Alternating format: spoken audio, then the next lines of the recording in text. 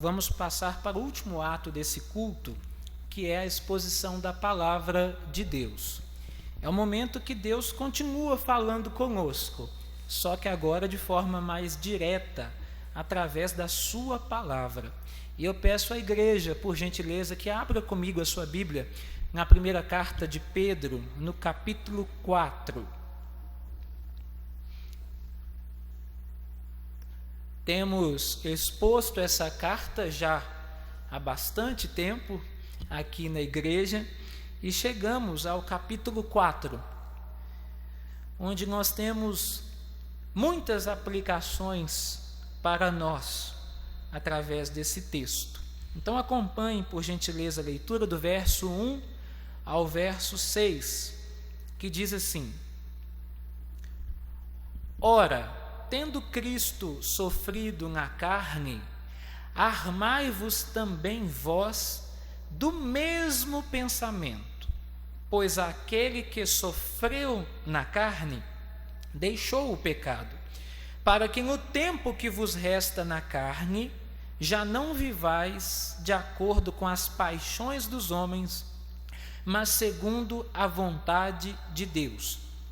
Porque basta o tempo decorrido para terdes executado a vontade dos gentios, tendo andado em dissoluções, concupiscências, borracheiras, orgias, bebedices e em detestáveis idolatrias.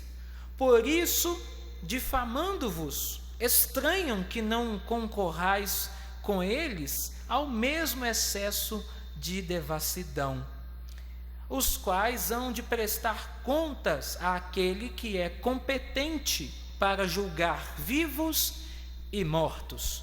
Pois para este fim foi pregado também a mortos o Evangelho, para que mesmo julgados na carne, segundo os homens, vivam no Espírito, segundo Deus. Então atendei, meus irmãos, a palavra de Deus, a Santa Escritura, o que ela tem a nos dizer nesta noite. Meus irmãos, o cristão, pelo fato de ser cristão, está comprometido a abandonar os costumes pagãos, a antiga vida, o antigo modo de viver, a antiga forma de falar, o antigo modo de proceder, porque agora ele serve a um Deus vivo que traz para ele preceitos da sua palavra, que dita para ele agora o seu modo de viver, o seu modo de agir. O cristão é confrontado aqui neste texto com duas possibilidades. Primeiro, ou ele vive para si mesmo, ou ele vive para Cristo. Ou ele vive para si mesmo, ou ele vive para Cristo. Se escolher viver como os ímpios à sua volta, refestelando-se em seus prazeres pecaminosos, vivendo a vida como se não houvesse amanhã, curtindo a vida de modo que ela fosse envolta de si mesma, como a finalidade de viver é apenas viver e não para a glória de Deus, você não terá problema nenhum nesse mundo concernente à perseguição, concernente à sua fé, concernente àquilo que você crê, concernente às Escrituras. Não, você não terá problema nenhum se você quiser viver para si mesmo, viver como os ímpios. Mas se você quiser viver de forma justa, piedosa, levando em si o sofrer de Jesus na própria carne, você sofrerá nas mãos dos ímpios. Você haverá de ser perseguido por causa da sua fé. Você haverá de ser perseguido por causa dos seus ideais. Você sofrerá, porque aquele que abraçou a fé em Cristo, que foi alcançado pela graça, ele não vive mais para si mesmo. Como diz o apóstolo Paulo em Gálatas, capítulo 2, verso 20. Logo, já não sou eu quem vive, mas Cristo vive em mim. Vamos ler juntos o restante do versículo comigo? E esse viver que agora tenho na carne, vivo pela fé no Filho de Deus, que me amou e a si mesmo entregou por mim. Então ele se entregou por mim, por você, para que vivêssemos a vida dele para ele. E se vivemos a vida de Cristo, sofremos os sofrimentos dele, coparticipamos dos sofrimentos dele. E com base nisso, eu coloco o tema do sermão dessa noite em Vivendo segundo a vontade de Deus. Parece óbvio, talvez você já ouviu essa proposição várias vezes na sua vida, vivendo segundo a vontade de Deus, mas hoje nós vamos entender esta proposição sobre a ótica de Pedro. Acompanhe comigo, por gentileza, o verso 1 e 2, nós vamos ver em todo o texto, do verso 1 ao 6, que Pedro nos aponta, meus irmãos, 3 modos, ou 3 formas, ou maneiras de vivermos segundo a vontade de Deus. E a primeira delas está aí no verso 1 e verso 2, coparticipando do sofrimento de Cristo. Está aí. A primeira forma de viver, ou a primeira maneira de viver segundo a vontade de Deus, é coparticipando no sofrimento de Cristo. Ele diz assim: ora, tendo Cristo sofrido na carne, Pedro está dizendo, considerem esse sofrimento, armai-vos também vós do mesmo pensamento. Acompanhe comigo, o que é armar-se do mesmo pensamento? Pedro aqui utiliza uma palavra que ela traz um sentido de militarismo, de você se armar mesmo, de você se munir, de você estar pronto a envidar todos os esforços numa batalha para também ter o mesmo pensamento. Qual? Que pensamento é esse que Pedro está falando? Armai-vos também vós do mesmo pensamento. Sabe quando você diz assim, eu vou receber uma notícia, ou alguém virá à minha casa, ou eu tenho algum evento para participar, então eu vou preparar o meu espírito. Você já disse isso, eu também. Eu tenho que preparar o meu espírito, eu tenho que armar o meu pensamento para esta ocasião. Pedro está mais ou menos nos direcionando a esse entendimento, claro que com muito mais profundidade. Tendo Cristo sofrido na carne, armai-vos também vós, lute, se esforce, para que você também tenha esse mesmo pensamento. Sabe qual?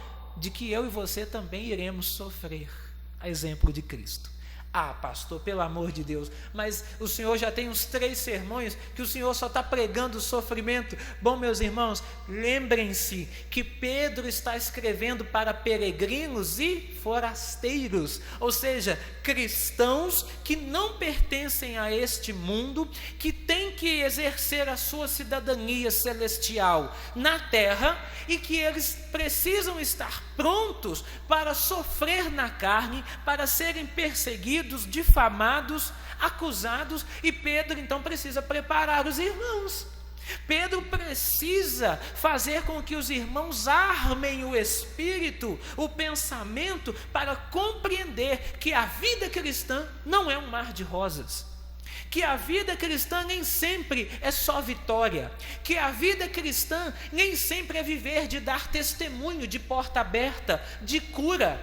Não, que a vida cristã, meus irmãos, é, acima de tudo, coparticipar do sofrimento de Cristo. É por isso que nós temos que cantar com muita fé aquele cântico que nós gostamos muito: eu olho para a cruz e para a cruz eu vou fazer o quê? Do seu sofrer participar. Você tem fé para cantar isso? Meus irmãos, eu costumo dizer e repito, às vezes nós não mentimos, mas nós cantamos. E quando cantamos, talvez de forma irrefletida, será que nós entendemos mesmo a profundidade desse chamado a sofrer, o sofrer de Cristo, a viver o sofrer de Cristo? É claro que a vida cristã não é só sofrimento, não é isso que Pedro está nos falando, mas Pedro está nos preparando para compreender. Nós temos que nos armar desse pensamento de que assim como Cristo sofreu na carne, nós também haveremos de sofrer. Cristo foi humilhado, difamado, Cristo recebeu em si todo o castigo que nos traz a paz. Não deram crédito à sua pregação, à sua palavra, e hoje, infelizmente, nós vemos uma gama de cristãos desapontados com a fé, desiludidos com a igreja, tristes com o cristianismo porque estão sofrendo, porque estão passando dificuldades. Até questionam a Deus: meu Deus, quando eu estava no mundo, a minha vida era melhor, eu não sofria tanto como eu estou sofrendo agora. Ninguém te enganou. Jesus disse: se alguém quiser vir após mim, tem que fazer o quê? Negue-se a si mesmo. A primeira dificuldade já está aí, é o que nós lemos aqui em Gálatas 2:20. Já não somos nós que vivemos mais, Cristo vive em nós, e esse viver que vivemos na carne agora, meus irmãos, é Cristo. Vivemos pela fé no Filho de Deus. E viver, meus irmãos, os sofrimentos de Cristo, viver a realidade de Cristo, é como o texto de Gálatas 2:20 diz: é viver pela fé. É viver pela fé mesmo. Porque se não for pela fé, nós não damos conta. E Pedro está querendo abrir nossos olhos. Então a primeira maneira de viver segundo a vontade de Deus é coparticipando no sofrimento de Cristo. Entenda isso. É por isso que nós aqui somos tão insistentes, persuasivos, batemos tanto nessa mesma tecla quando pregamos que a verdade do Evangelho não pode ser diluída. Vender um Evangelho de uma graça barata, vender um evangelho aonde você é convidado a estar aqui para viver de flores. Não, meus irmãos. Para que você entenda que todo sofrimento na sua vida é Satanás. Não. Nós temos que entender que, além de ser um privilégio sermos chamados cristãos e viver essa nova vida pela fé no Filho de Deus, é um privilégio também sofrermos por este nome, porque o nosso Jesus sofreu, o nosso Mestre sofreu.